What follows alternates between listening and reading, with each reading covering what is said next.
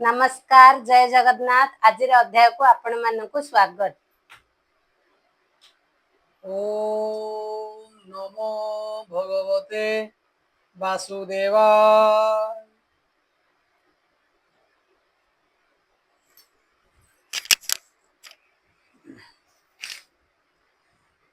द्वादश अध्याय दुखित होई सचिपति वृत्रवचने पुणी माती ताहाकु रणे कले बध। द्वादश अध्याय संवाद।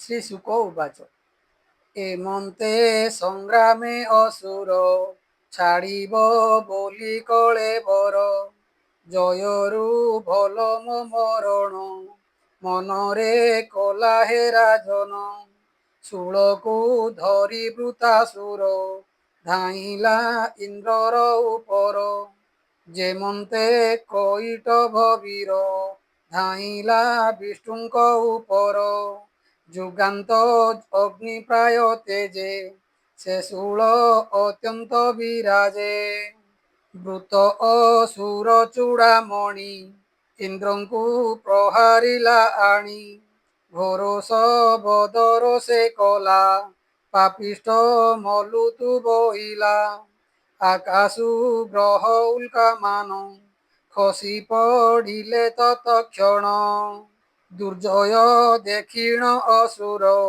भये कंपिले सुर नर वज्र धरिण देवराज छेदिले तार एक भुज परिघ घेनियार करे धाइला इंद्रर उपरे देवराज निकटे जाई सम्मुखे प्रहारिला नेई इंद्र हस्तु वज्र खसिला अधोभूमिरे से पड़िला देखी अद्भुत वृत्र कर्म सिद्ध किन्नर देवगण सकले कले धन्य धन्य इंद्र संकटे छन्न मन जेतेक सैन्य इंद्रंकर सकले कले हाहाकार लज्जारे वृतर अग्रते वज्र न नेले इंद्र हस्ते इंद्रंकु चाहि वृत्रासुर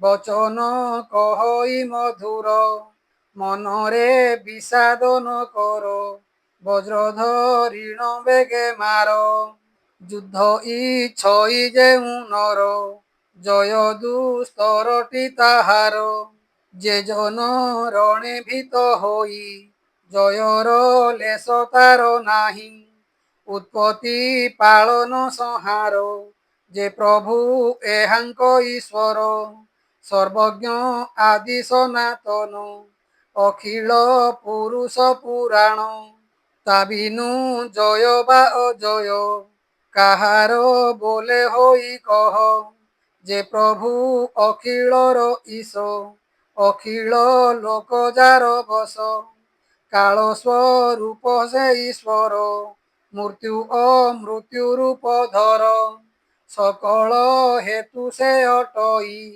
ताहाकु अज्ञान जानई काष्ठर पितुली जे सने जगत ताहार भिआणे जेमन्ते यंत्रमय मृग प्राणिता बसे महाभाग प्रकृति पुरुष जे दुई ताबिनु जड़ प्राय होई सृष्टि करता अबा केही ताबिनु जेतेक अछई सकल आत्मा रूप सेही अज्ञानी जानिब बा काहि सेही प्राणी की सृष्टि करी प्रतिपालन रुआचरी ग्रासई काल रूप होई धर्म अधर्म रूप सेही आयु संपद कीर्ति जेते प्राणीर हुई जुगते से जाकू प्रसन्न हुई अष्ट ऐश्चर्य तार होई सुख दुख मृत्यु जीवित ए सर्व ईश्वर आयत ए घेनी इंद्र सम हुओ हर्ष विषाद को न पाओ से सत्व रजतम जानो प्रकृति गुण ए प्रमाण आत्माटी साखी बोली जानो ସେ ଯାକୁ ହୁଅଇ ପ୍ରସନ୍ନ। ସଂସାରେ ବଦ୍ଧ ସେ ନୁହଇ, ସକଳ ପାପୁ ସେ ତରଇ। ରଣରେ ଛିନ୍ନ ଭୁଜ ହୋଇ, ଭଇନ୍ଦ୍ର ଦେଖ ମୁଁ ଅଛଇ। ଜୟ ବା ଅଜୟ କାହାର, ଜାଣିବ କେବି ନାଇଁ ଈଶ୍ୱର। ସରସ ମୁହଁ ପଶା କାଠି, ଏ ଚତୁରଙ୍ଗ ବଳ ଗୋଟି। ଜୀବନ ହୁଡ଼ ଜୁଆରଣେ, କେଜାଣି କେହାରେ କେ ଜିଣେ। ଶ୍ରୀଶୁକ ଉବାଚ ଶୁଣ କହିବା ନୃପମଣି, ବୃତର ବାକ୍ୟ ଇନ୍ଦ୍ର ଶୁଣି। ବୃତ୍ରକୁ ଧନ୍ୟ ଧନ୍ୟ କରି, ହସି ବୋଇଲେ ବଜ୍ରଧାରୀ। ଇନ୍ଦ୍ର ଉବାଚ ଅହୋ ଦାନବ ସିଦ୍ଧ ତୁହି, ତେଣୁ ତ ସିଦ୍ଧମତି ହୋଇ। ସକଳ ଆତ୍ମାର ଈଶ୍ୱର, ଭଜିଲୁ ଚରଣ ତାଙ୍କର। ଜଗମୋହିନୀ ବିଷ୍ଣୁ ମାୟା, ଦାନବ ଛେଦିଲୁ ତୁ ତାହା। ଅସୁର ଭାବ କରି ଦୂର, କଲୁ ତୁ ସ୍ୱର୍ଲୋକ ଆଚାର। ଅହୋ ଆଶ୍ଚର୍ଯ୍ୟ ବଡ଼ ମୋର, ସ୍ୱଭାବେ ରଜଗୁଣ ତୋର। ଅଖିଳ ବ୍ରହ୍ମାଣ୍ଡର ପତି, ତାତହିଁ ତୋର ଦୃଢ଼ ମତି। ପରମ ବ୍ରହ୍ମ ହରି ଯେହି, ତାତହିଁ ଯାର ଭକ୍ତି ହୋଇ। ଅମୃତ ସିନ୍ଧୁରେ ସେ ଜନ, କ୍ରୀଡ଼ା କରିବ ଅନୁକ୍ଷଣ। କି କାର୍ଯ୍ୟ କୂପ ଜଳେ ତାର, ସେ ସ୍ୱର୍ଗ ଭୋଗଟି ଅସାର। ବାଦରାୟଣୀ ଉବାଚ ଅନ୍ୟୋନ୍ୟେ ଧର୍ମକୁ କହିଲେ, ପୁଣି ହିଁ ଯୁଦ୍ଧ ଆରମ୍ଭିଲେ। ଅଶାନ୍ତ ବୀର ଦୁଇ ଜଣ, କରି ଲାଗିଲେ ଘୋର ରଣ। ବୃତ୍ର ପରିଘ କରେ ଲଇ, ଇନ୍ଦ୍ରଙ୍କୁ ପଚାରିଲା ଧାଇଁ। ପରିଘ ଘେନି ବାମ କରେ, ଶବଦ କଲା ମହାଘୋରେ। କର ପରିଘ ଏକାବେଳେ, ଇନ୍ଦ୍ର ଛେଦିଲେ ଅବହେଳେ। ବୃତ୍ରର ଗଲା ଦୁଇ କର, ରକତେ ହୋଏ ଜର ଜର। ପକ୍ଷ ଛିଡ଼ନ୍ତେ ବଜ୍ରାଘାତେ, ଯେସନେ ଦିଶନ୍ତି ପର୍ବତେ। ଆୟୁଧ ଭୁଜ ଯହୁଁ ଗଲା, ସେ ବୃତ୍ର ମହାକ୍ରୋଧ କଲା। ଅଧର ଚାପି କ୍ରୋଧ ଭରେ, ଶରୀର ବିସ୍ତାରେ ଅଶ୍ରୁରେ। ଅଧର ହନୁତା ଭୂମିରେ, ଉପର ହନୁତା ସ୍ୱର୍ଗରେ। ଆକାଶ ଗଭୀର ମୁଖରେ, ଲିହଇ କଠୋର ଜିହ୍ୱାରେ। କାଳର ପ୍ରାୟ ଦୁଷ୍ଟ ମାନୁ, ଗ୍ରାସିବ ଯେହ୍ନେ ତ୍ରିଭୁବନ। ଅତ୍ୟନ୍ତ ଶରୀର ବିସ୍ତାରୀ, ଧାମଇ ଯେହ୍ନେ ମହାଗିରି।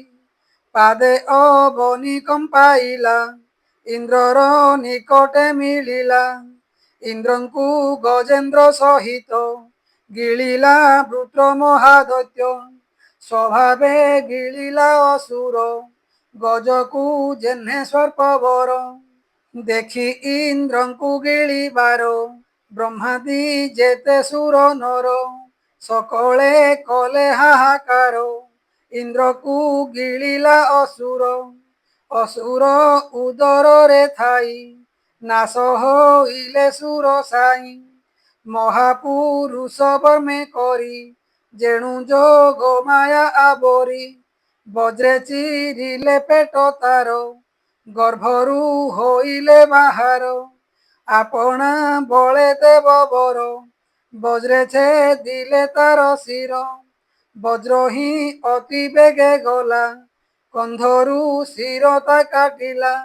ସମ୍ପୂର୍ଣ୍ଣ ସଂବତ୍ସର କାଳେ, ଶିର ତା ପଡ଼ିଲା କତଳେ। ଆକାଶେ ଦୁନ୍ଦୁଭି ତକ୍ଷଣେ, ଶବଦ କଲେ ଦେବଗଣେ। ଗନ୍ଧର୍ବ ସିଦ୍ଧ ଋଷି ଗଣ, ଆନନ୍ଦେ ହରଷିତ ମନ। ବୃତ୍ର ଶତ୍ରୁକୁ ସ୍ତୁତି କଲେ, ହରଷେ ପୁଷ୍ପ ବରଷିଲେ। ବୃତ୍ରର ତହୁଁ ଜ୍ୟୋତି ରୂପ, ବାହାର ହୋଇଲା ହେ ରୂପ। ବୃତ୍ରର ତହୁଁ ଜ୍ୟୋତି ରୂପ, ବାହାର ହୋଇଲା ହେ ନୃପ। सकले देखुथिले रही सालोक्य पाइला से तही बोलई विप्र जगन्नाथ इंद्रवृत्र युद्ध वृत्तांत षष्ठ स्कंदरे जहा बणी संसार तारण ए बाणी।